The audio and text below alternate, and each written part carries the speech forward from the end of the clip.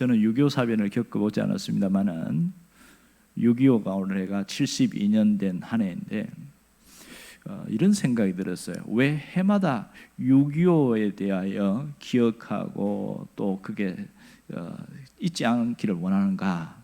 어떤 아이들은 6.25 사변이 있는 줄도 모르고 또 역사적으로 왜곡되어서 기억하는 사람들도 있긴 합니다.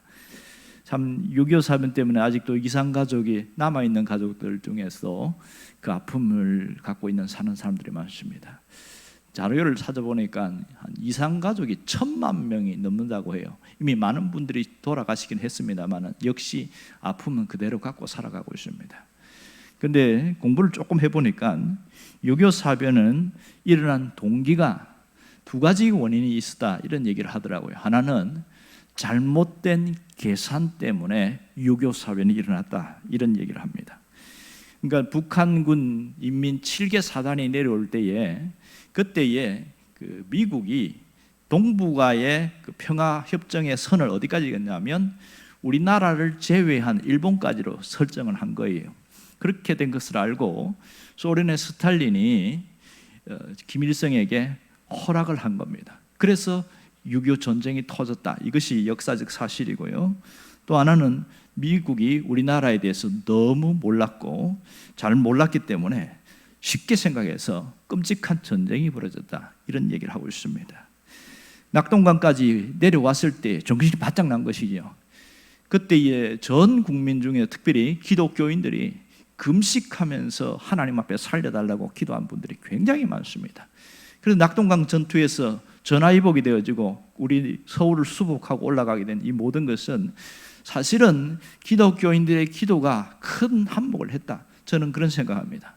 이런 면에서 6.25를 잊지 말아야 된다. 그렇게 생각하고 있습니다. 하지만 이런 뼈아픈 실수가 있었음에도 불구하고 우리는 세월이 흘러갈수록 자꾸 기억에서 사라져요. 그런가 하고 그냥 지나갑니다. 잊어버리게 되어지니까 참 안타까운 현실이죠. 자꾸 중요한 것을 잊어버리면 나타나는 특징이 뭐냐면 현실만 보게 되어진다는 거예요. 그러다 보니까 현실만 보면 놀라운 것이 없는 것, 어려운 것, 힘든 것, 아픈 것 이것만 기억이 되어지니까 내 입술에서 불평이 나오고 내 마음에는 끊임없이 불만이 드러나오는 그런 일들이 생깁니다. 오늘 성경에 나오는 이 부분에도 이 똑같은 현상이 생기는 거예요. 왜? 현실을 보면서 불만이 자꾸 터져 나오는 겁니다. 오늘 본문의 배경은 이스라엘 역사에서 이 가나안을 정복한 이후에 일어난 땅 분배를 하면서 나타난 현상을 말하고 있습니다. 자, 이 모든 땅을 다 분배를 했었어요. 각 12개의 지파별로 분배를 하고 그렇게 해서 됐는데 이 분배를 할 때 어떻게 했냐? 그냥 여호수아가 너는 이거 해라 그렇게 하지 않고 제비뽑기를 통해서 땅을 분배해 줬습니다. 성경에 보면 제비뽑기에 대한 이야기가 상당히 많이 나오는데 그 중에 보면 그 구약에서 요나가 물속에 빠뜨릴 때에도 그 사람들이 제비뽑기를 했잖아요. 이것은 기독교에만 있던 것이 아니라 근동 지방에서 어떤 중요한 결정을 할 때는 제비뽑기를 했다 이런 것을 알 수 있죠. 그리고 신약에 와서도 보면 그 가룟유다가 죽었을 때에 중요한 한 사람 사도를 세울 때 누구를 뽑을 것인가 그때도 제비뽑기를 했습니다. 그렇게 예수님 당시에도 제비뽑기가 있었다 이런 거죠. 이 땅을 분배할 때도 어떻게 했냐면 제비뽑기를 통해서 땅을 분배한 겁니다. 각 지역으로. 그래서 어떤 지파는 좋은 땅을, 어떤 지파는 척박한 땅을 이렇게 분배를 받게 되어집니다. 지도를 보면 이 땅을 분배받은 지역이 나오는데 저 북쪽에 있는 해변가에 있는 지파가 아셀 지파였습니다. 그리고 그 옆에 중간에 내륙 지방에 보면 이사갈, 스불론, 그다음에 납달리 이렇게 이들은 사실 땅이 굉장히 좋지 않아요. 산맥이 많으니까 상당히 안 좋습니다. 그 밑에 가보면 므낫세 지파죠. 해변에서 이 요단강까지 상당히 큰 땅을 갖고 있습니다. 그리고 그 밑에가 에브라임 지파입니다. 사실 땅이 좋은 땅, 이 노란 자유가 이 에브라임 지파입니다. 그리고 중간에 베냐민 지파 있고 밑에 유다 지파가 있고 이렇게 되어 있습니다. 그리고 요단강을 중간에 잘라가지고 그 므낫세 반지파와 그다음 갓 지파, 르우벤 지파가 동쪽을 차지하고 이게 땅 분배의 사건입니다. 자, 가장 척박한 땅을 받았던 이 이사갈, 납달리, 그다음에 이 스불론 이런 사람들은 왜 이런 땅을 받았는가? 불만이 많지 않겠어요? 아니 어떻게 제복기를 했길래 왜 이런 땅을 받았냐고 상당히 또 지도자에 대해서도 항의도 하고 그랬을 겁니다. 그렇지만은 노골적으로 표출하지 않았습니다. 그런데 오늘 본문에 보면 땅 분배에 대해서 불만을 갖고 있던 한 지파가 노골적으로 표출을 한 지파가 나옵니다. 성경에는 요셉 지파라 나옵니다.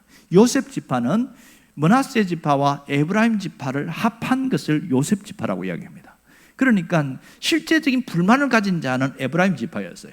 이 에브라임 지파가 므낫세 지파를 끌고 들어가지고 이제 여호수아에게 찾아와서 우리 땅이 너무 부족하다 이러면서 이야기를 하고 있습니다. 그것이 바로 14절 말씀입니다. 14절 다시 한번 봅시다. 요셉 자손이 여호수아에게 말하여 이르되 여호와께서 지금까지 내게 복을 주심으로 내가 큰 민족이 되었거늘 당신 나의 기업을 위하여 한 제비 한 분깃으로만 내게 주심은 어찌미니까. 아주 노골적 불만을 하고 있죠. 하나님이 우리에게 복을 주셔서 우리가 큰 민족이 됐다. 이건 역사적 사실이에요. 그런데 이런 우리 지파에 대해서 제비를 뽑았는데 왜 하나만 주냐는 거예요. 두 개는 받아야 됩니다. 이런 얘기합니다. 여러분 어떻게 생각되세요? 이 얘기를 다른 지파 사람들도 들었을 거 아닙니까? 특별히 땅이 좋지 않았던 납달리, 스불론, 이사갈 지파 같은 경우는 이 얘기를 들었을 때 어떤 느낌 들까요? 화가 치밀어 오르지 않겠어요?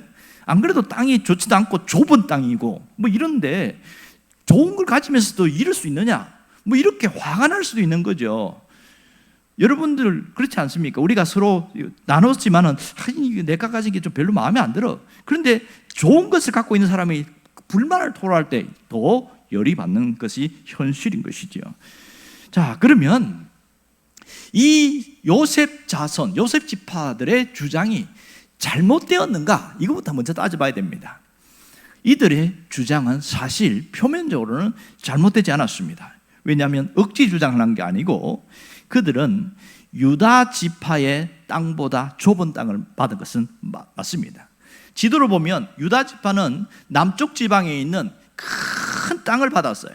그러니까 실제로 요셉 지파, 요셉 지파, 므낫세와 에브라임 지파는 인구수가 몇 만이냐면 8만 5천 명이 조금 넘습니다. 그런데 유다 지파는 7만 6천 명이에요. 다시 한번 지도를 한번 봅시다. 지도를 보면 이 유다 지파는 남쪽에 저 밑에 땅 전체를 차지했어요.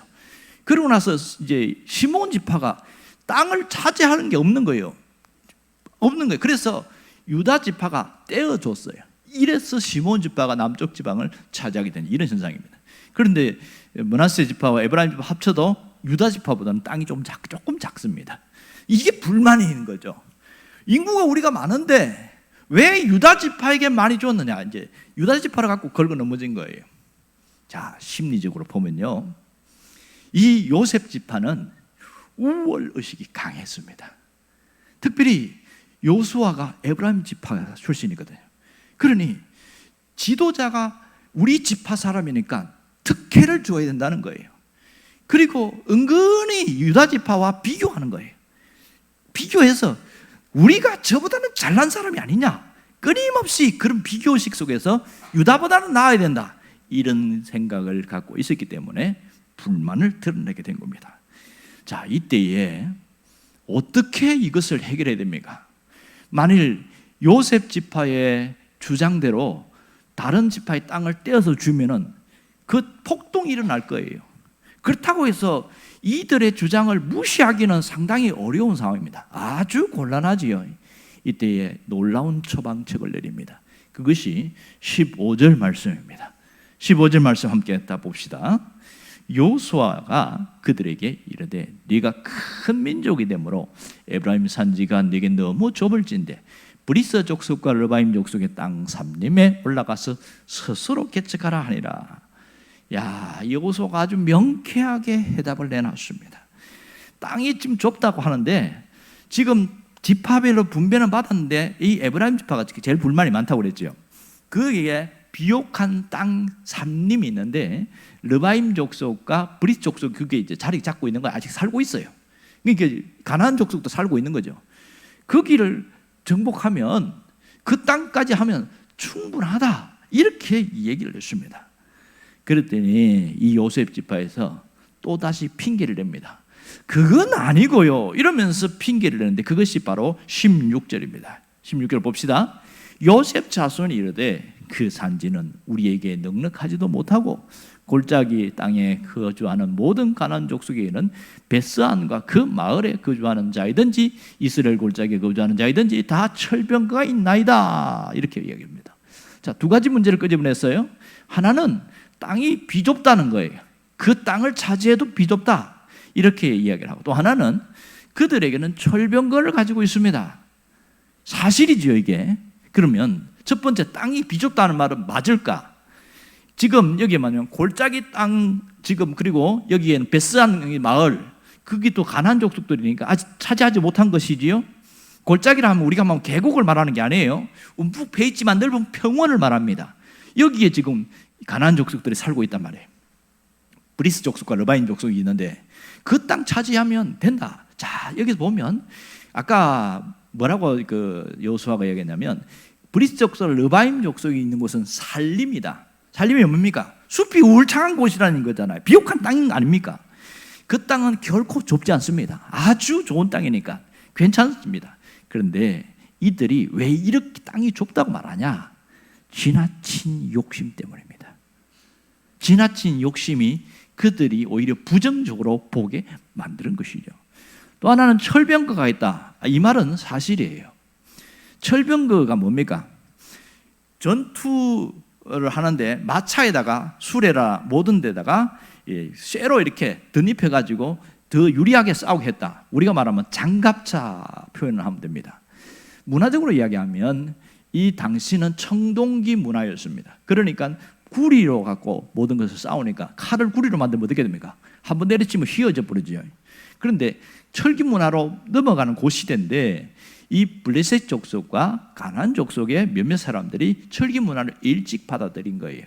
그러니 싸움에서 나가면 칼과 구리로 만든 칼과 쇠로 만든 칼로 싸우면 어떻게 이 전쟁이 되겠냐고요. 그다가 이 병거가 있는데 쇠로 만든 그렇게 입힌 병거를 만들어 싸우면 못 이긴다는 겁니다.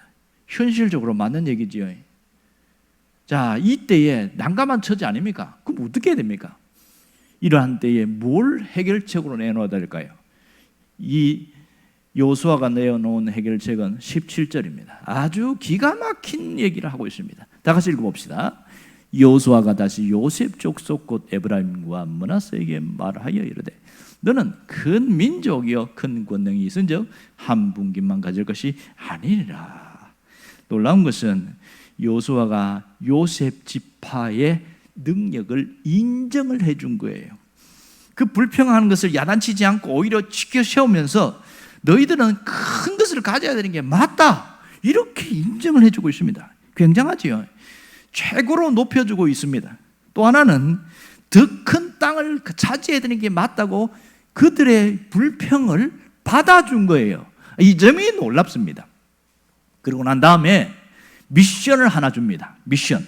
그것이 18절 상반절에 나오는데 비록 살림이라도 내가 개척하라. 그 끝까지 너희의 것이 될 것이다. 이렇게 이야기합니다. 자, 그러면 브리스 족속과 르바임 족속이 있는 땅이 어떤 땅이라고 그랬어요? 살림이라고 그러니까 비옥하고 좋은 땅이잖아요. 가서 개척하면 된다. 이 얘기를 하는 겁니다.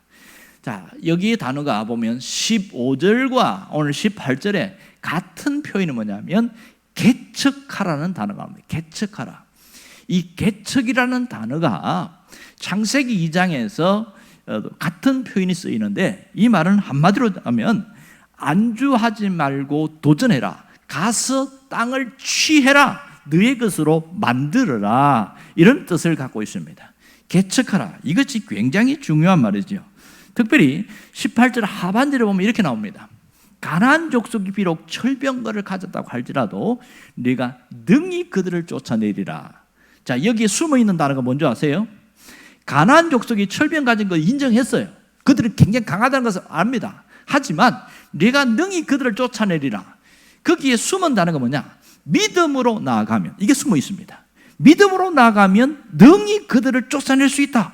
왜 이렇게 이야기를 했을까? 그것은 지금 이 가나안 땅을 정복한 이스라엘 백성 전체가 다 경험한 거예요. 아버지 세대부터 들어왔던 얘기를 다 경험했는데, 출애굽할 때부터 믿음으로 출발했습니다. 홍해를 건널 때 믿음으로 건넜어요. 그 엄청난 이야기를 알고 있단 말이에요. 그리고 40년 광야 속에서 모든 믿음으로 갔을 때 하나님이 모든 걸 해결한 걸 다 봤거든요. 가나안 땅에 들어갈 때에도 그 엄청난 요단강을 어떻게 해결합니까? 하나님이 물을 갈랐잖아요. 그럴 때 누가 믿음으로 나갔습니까? 제사장들이 목숨 걸고 요단강에 발을 디뎠잖아요. 그랬더니 물이 갈라졌어요. 전쟁을 할 때에 칼이 해봐야 보잘것없던 거 아니겠어요? 저들은 철기 문화를 갖고 있기 때문에 싸움 자체가 안 됩니다. 그런데 여리고성을 정복할 때도 그러고 믿음으로 갔더니 하나님이 해결하는 거예요. 이스라엘 백성들은 한 건 뭡니까? 움직인 것밖에 없어요. 하나님이 우박과 번개와 천둥 이런 걸 막 몰아쳐가지고 하나님이 거의 많이 해결하셨어요. 그리고 자중질환, 지들끼리 싸워서 죽게 만들고, 누가 한 겁니까? 하나님이 한 겁니다. 믿음으로 해왔고 모든 그렇게 해서 여기까지 땅 분배됐습니다. 남아있는 그 별것 아닌 그 마을, 그 족속의 사람들 똑같이 하면 된다는 거예요. 지금까지 믿음으로 한 것처럼 너희들이 믿음으로 올라가면 능히 그들을 쫓아내리라. 능이란 말은 반드시 그런 뜻입니다. 왜요? 하나님이 함께 하시니까, 하나님이 역사하시니까 할 수 있다. 믿습니까? 이게 우리에게 있는 신앙이 돼야 됩니다. 그런데 이 요셉 지파가 놓친 게 뭔지 아세요? 자기들이 믿는 하나님을 잃어버렸어요. 하나님에 대한 의식이 사라졌고 하나님이 함께 한다는 그 생각이 없어지고, 그리고 그 요셉 지파가 갖고 있는 자신의 가치, 자신의 능력, 하나님이 얼마나 큰 걸 주셨는지 그 내면의 소중한 것을 잃어버리게 된 겁니다. 그러니까 불만이 터져 나온 거예요. 오늘 우리에게 주신 메시지가 뭔지 압니까? 우리도 내 존재 가치, 내가 가진 것의 가치를 모르면 요셉 지파처럼 행동한다는 거예요. 불만이 항상 많고 불평이 많게 되어진다. 왜 그럴까? 자신의 가치를 모르니까 그런 거예요. 그러니까 불만하고 불평을 가진 사람들은 항상 보는 게 현상만 봅니다. 현실만 봅니다. 눈앞에 있는 것만 봅니다. 멀리 보지를 못해요. 또 하나, 하나님이 안 보여요. 하나님이 어디 있냐고. 왜? 하나님은 영으로 계시니까 볼 수 없잖아요. 그러니 어디 있냐고 물어도 그 말 할 말은 없어. 하지만 볼 수는 없지만 느낄 수는 있습니다. 하나님을 직접 눈으로 볼 수 없지만 하나님의 역사는 확인할 수 있는 거예요. 늘 내가 반복하잖아요. 바람이라는 존재는 눈으로 볼 수는 없지만 바람이 부는 것은 알 수 있는 거예요. 왜? 건물이 무너지고 바람에 나무가 무너지고, 이야, 바람이 너무 세게 분다. 역사가 일어나잖아요. 하나님의 형체는 안 보이지만 하나님의 역사는 우리 삶 속에 나타나고 있기 때문에 하나님이 계심을 안다는 것이죠. 이 요셉 지파가 그걸 잃어버렸어요.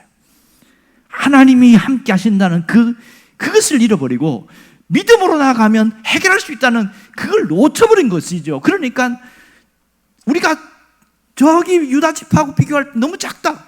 눈앞에 있는 현실만 보고 자꾸 이 모양이 돼버린 거예요. 안타깝지 않습니까? 진짜 내 안에 가치를 알면, 내 존재 가치, 내가 가진 것의 가치를 알면, 그걸 깨달아지면 말이 달라집니다.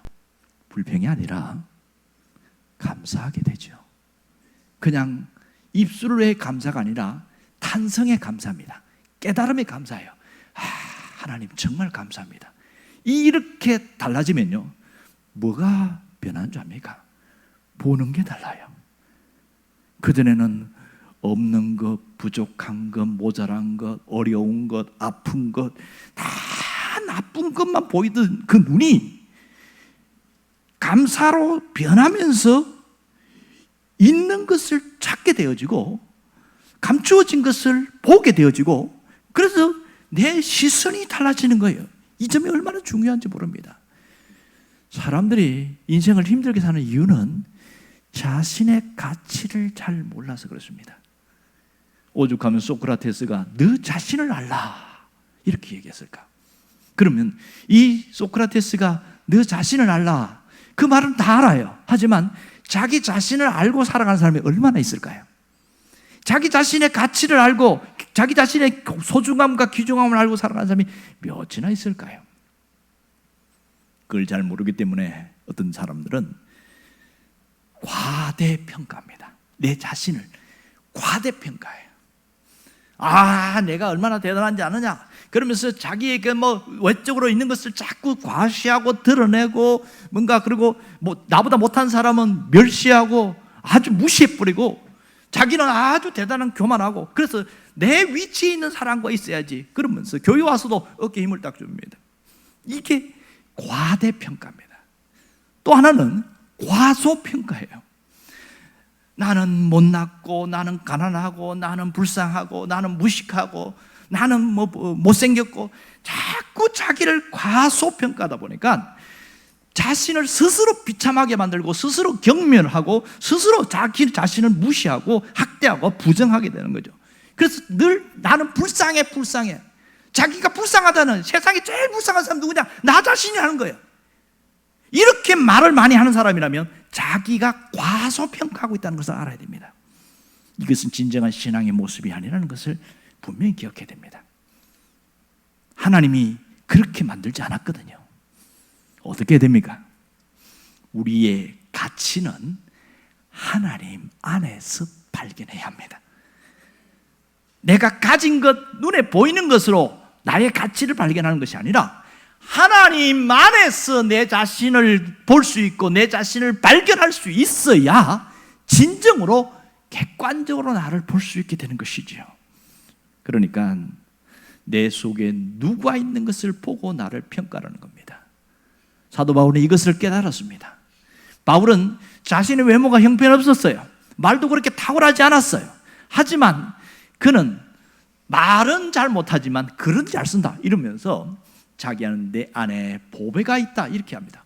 고린도서 4장 7절에 보면 내 안에 이 보배를 가졌으니 질그릇 안에 보배를 가졌다 이렇게 말합니다. 사람을 그릇으로 표현하고 있고 예수 그리스도를 보배라고 표현하고 있습니다.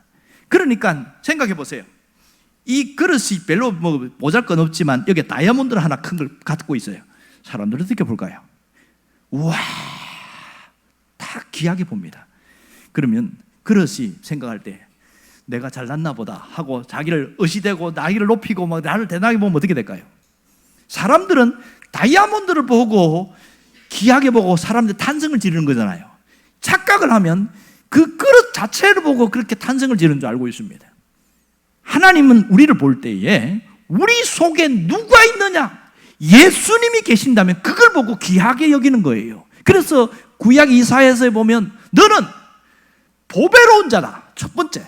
두 번째, 너는 존귀한 자다. 이게 하나님이 우리를 보여주는 가치입니다. 믿습니까?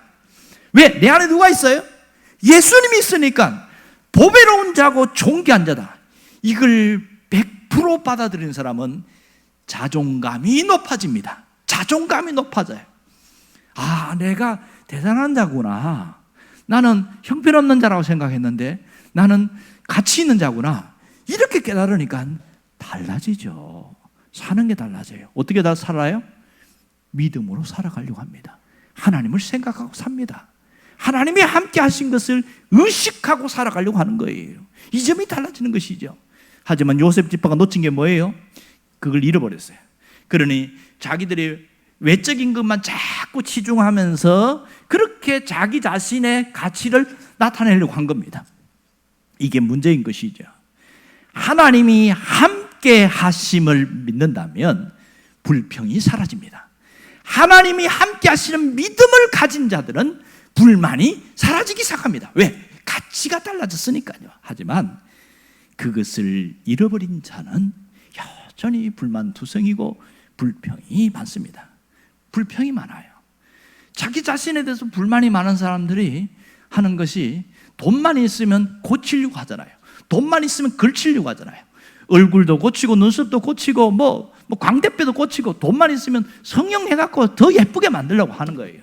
그리고 돈만 있으면 명품백을 걸치고 명품 온갖 좋은 거 다 걸치고, 그래서 자신에게 내가 이런 사람이야, 나 대단한 사람이야 보여달라고 그렇게 하려고 하는 거예요. 그런데요, 나보다 더 대단한 걸 갖고 있는 사람들이 더 많습니다. 우리는 가진 것으로 나의 가치를 드러내려고 하면 평생 우울하게 살아야 되고 평생 힘들게 살아야 됩니다. 신앙인들은 보는 게 달라야 되고요, 생각하는 게 달라야 되고요, 말하는 게 달라야 돼요. 어떻게? 하나님의 존재를 의식하고 살아가는 사람은 하나님이 함께 하심이 있기 때문에 그것으로 나를 평가하지 않는다는 거죠. 왜 불만이 생깁니까? 하나님의 존재가 내 삶 속에서 사라져버리기 때문에 불만이 많아지는 것이죠. 여러분, 진정한 사람들은, 불평을 안 하는 사람들은 원래 이 사람이 불평 안 해서가 아니고 가치관이 달라졌기 때문에 그렇습니다. 여러분, 가장 불평을 잘하는 사람이 누군지 아세요? 아이들입니다. 아이들은 좋은 걸 갖다 줘도 불평을 해요. 끊임없이 달라고 요구합니다. 부모에게 끊임없이 요청합니다. 어떤 아이는 엄마가 나를 낳았으면 다 해줘야 되는 거 아니야? 그러고서 엄마가 재벌 기업으로 착각하고 그렇게 다 요청하는 사람도 있어요. 왜냐하면 아이니까, 어리니까. 신앙도 그래요. 몸은 40대, 50대, 60대, 70대가 되었지만 신앙은 어린 아이의 수준에 머물러 있으면 끊임없이 불만과 불평이 계속 튀어나오게 되어 있습니다. 신앙이 자란다는 것은 내 입술에서 불평이 점점 줄어들고 감사가 점점 많아지는 것을 말합니다. 누가 감사합니까? 철이 든 사람이 감사하는 거예요. 아이들, 자식들 중에서도 아직 갓 20대가 안 됐는데도 철든 아이들이 있어요. 그럴 때 부모가 고생하는 걸 알고 너무 고맙게 여기는 거야. 하나하나를 귀하게 여겨요. 그리고 이 발끝마다 나를 낳아주셔서 감사합니다, 나에게 해주셔서 고맙습니다. 야, 이 부모니까 당연히 해줘야 되는 거지. 아니지요. 부모라고 다 하는 거 아니지요. 내가 생각해 보니까 이렇게 해준 게 너무너무 감사하다고 진심으로 효도합니다. 신앙도 마찬가지죠. 신앙에 철이 들기 시작하면 하나님께 효도하는 마음이 생깁니다. 하나님을 잘 섬기려는 마음이 생기는 거예요. 우러나는 마음으로 하나님께 섬기려는 그런 마음이 있습니다. 여러분 모두가 철든 성숙한 신앙인이 되기를 바랍니다. 또한 하나님 안에서 자신의 가치를 발견한 사람은요, 믿음으로 살아가려고 해요. 어떻게 하든지 믿음으로 살려고 합니다. 여러분, 진짜 믿음으로 살면 용기가 생겨요. 겁이 생기는 게 아니라 용기가 생겨요. 해보자. 까짓것 내가 지금 처음 하는 일이지만은 그래도 하나님이 내 함께 하시니까 이길 수 있다, 이러면서 용기 있게 하는 거예요. 새로운 일에 도전하는 겁니다. 오늘 여호수아가 뭐라고 합니까? 네가 개척하라 그랬어요. 개척하라는 말은 내가 주어진 것이 없고 한 번도 경험하지 못한 것인데 뭐예요? 하나님이 함께 하신다는 믿음으로 가는 거예요. 그래서 그것을 도전해서 취해라 하는 겁니다. 도전해서 네 것으로 만들어라. 여러분, 한 번도 하지 않은 일을 할지라도 하나님이 함께 한다는 믿음으로 나아가면 할 수 있는 용기가 생깁니다. 자신감이 생기는 거예요. 그것은 하나님이 주신 믿음 안에서 생긴 놀라운 일입니다. 하지만 믿음이 없으면 어떠한 일도 하지 않습니다. 믿음이 없으면 하나님이 다 판을 깔아뒀는데도 주저합니다. 결정을 못하는 거예요. 결단을 못하는 거예요. 아, 가면 어떡해, 내가 죽으면 어떡해, 내가 넘어지면 어떡해. 그냥 부들부들 떨고 못 가는 거예요. 못 가. 다 준비해줘도. 이것이 문제입니다. 그러므로 하나님이 나와 함께 한다는 믿음을 가지고 사는 것이 얼마나 중요한지 몰라요. 하나님이 함께 한다는 믿음을 가진 사람, 두 번째는 두려움이 사라집니다. 두려움이 100이었어요. 그런데 하나님이 함께하는 믿음이 점점 확고해지고 강해지고 분명해지고 뚜렷해지기 하면서 두려움이 70, 60, 50, 40, 30, 20으로 확 줄어들어 버린 거예요. 20 정도는 내가 감당할 수 있어. 이겨내는 거예요. 여러분, 두려움을 이겨내는 사람보다 강한 사람은 없어요. 세상에 왜 못합니까? 두려워서 못하는 거예요. 하나님은 이 요셉 지파에게 능력을 주었어요. 브리스 사람과 르바인스 이 족속들을 물리칠 수 있는 능력을 주었어요. 그런데 못 가요. 왜 못 갑니까? 두려워서 못 가는 거예요. 그들은 철병거를 가져서 못 갑니다. 우리는 뭐 아무것도 없는데요. 그럼 가나안 전쟁에서 뭐 철병거 옛날에는 없었어요? 여전히 있었거든. 더 많았죠. 그래서 다 물리쳤고 다 이겨냈잖아요. 왜 못 갑니까? 믿음이 떨어져 버렸어요. 믿음이 무너져 버렸어요. 여러분, 우리도 마찬가지죠. 믿음이 강할 때는요, 두려움이 없어져요. 담대해집니다. 까짓건 뭐 하나님이 함께 하시는데 뭐, 그러다가 죽으면 천국까지 뭐 이러면서 가. 그런데요, 진짜 그 믿는 대로 되어집니다. 그런데 믿음이 점점 바닥치기 시작하면요, 작은 일에도 어마어마한 두려움이 밀려옵니다. 아무것도 못합니다. 아무것도 못해요. 해야 될 건 알아요. 저렇게 하면 좋아지는 것도 알아요. 그런데 안 움직이는 거예요. 안 움직이는 게 아니라 못 움직이는 겁니다. 왜요? 두려움이 사로잡고 있으니까. 두려움은 이렇게 우리의 모든 것을 마비시킵니다. 그리고 모든 부정적인 것만 계속 떠오르게 만들어요. 그래서 망하는 거예요. 그래서 안 되는 겁니다. 하지만 믿음은 모든 두려움을 부셔버립니다. 어떤 강한 두려움도 믿음 앞에서는 꼼짝을 못합니다. 하나님 우리에게 믿음을 주신 것을 잊지 않기를 원합니다. 그러므로 이걸 깨달은 사람은 내 인생의 결론을 내가 내려고 하면 안 됩니다. 인생은 하나님이 결론을 낼 때까지 끝난 게 아니라는 것을 잊지 않기를 원합니다. 하나님이 아직이라고 말하고 있는데, 나는 끝났어. 이것은 가장 비참한 인생이에요.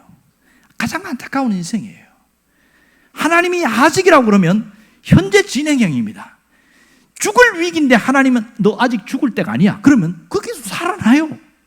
비행기 추락사고에도 살아나는 사람들을 가끔 보지 않습니까? 죽을 위기에도 살아나는 것은 아직이라고 말씀하고 있기 때문입니다. 여러분들이 지금 이 자리에 있고 이 자리에서 함께 예배드릴 수 있는 것은 하나님이 아직이라고 말씀하고 계시기 때문입니다. 너 아직 죽을 때 아니야. 너 아직 망할 때 아니야. 그러니까 하나님이 이 결론을 내리기 전까지 우리는 끝난 게 아니라는 걸 알아야 됩니다. 이 하나님을 알아야 내가 달라지는 거예요. 18절에 보면 이 여호수아가 한 말을 정말 내 말씀으로 새겨야 됩니다. 가나안 족속에 비록 철병거를 가졌다고 할지라도, 우리의 삶에 비록 철병거가 있다 할지라도, 어마어마한 장애물이 있다 할지라도 너는 믿음으로 강하고 담대해라. 네가 능히 그들을 쫓아내리라. 하나님이 함께하니까 능히 이겨낼 수 있다. 능히 해낼 수 있다. 이런 하나님이란 말이에요. 하나님은 우리의 문제 해결자라는 것을 잊지 않기를 원합니다. 신앙으로 나가는 사람들은 좁은 것을 보는 것이 아니라 넓게 봅니다. 앞에 것만 보는 게 아니라 멀리 보게 되어져요. 능히 이기리라. 하나님은 오늘 우리에게 말씀하고 있습니다. 그러므로 내 안에 있는 두려움이나 내 안에 있는 불평이나 내 안에 있는 나쁜 것을 확 밀어내는 강력한 무기가 뭘까요? 하나가 딱 있습니다. 그것은 감사입니다.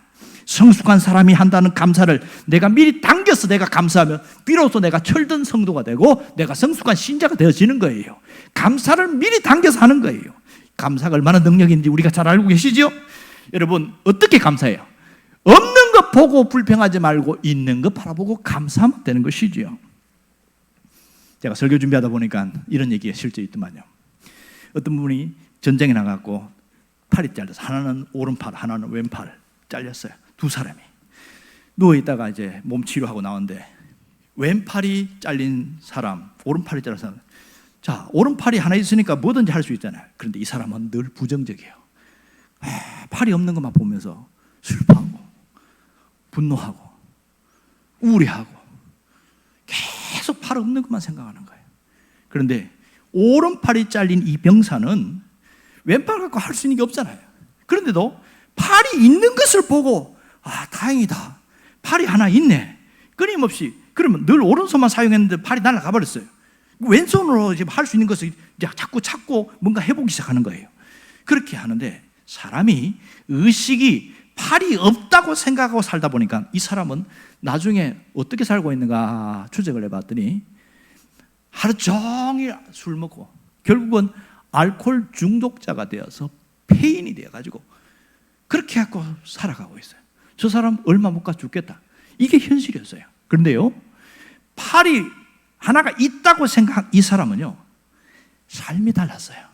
하나님 그래도 두 팔이 잘라지지 않고 한 팔이라도 남겨주심을 감사합니다. 이러면서 생각이 달라지기 시작하는데, 자기처럼 장애를 가진 사람, 다리가 잘라진 사람도 있고 장애를 가진 사람이 있는데 그 사람을 쫓아다니면서 걱정하지 마세요.